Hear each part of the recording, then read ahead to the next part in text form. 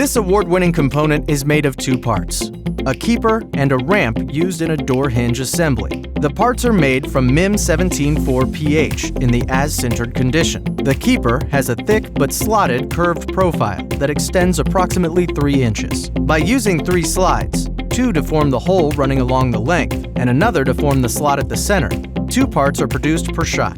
The ramp is thick and long, with 2 thick legs at each end that are connected by 2 thin ribs. A local threaded insert, which is removed later, is used to form the threaded hole. The tight dimensional tolerances for the holes in the keeper and the ramp are achieved by milling, and face milling is performed on the flat surface.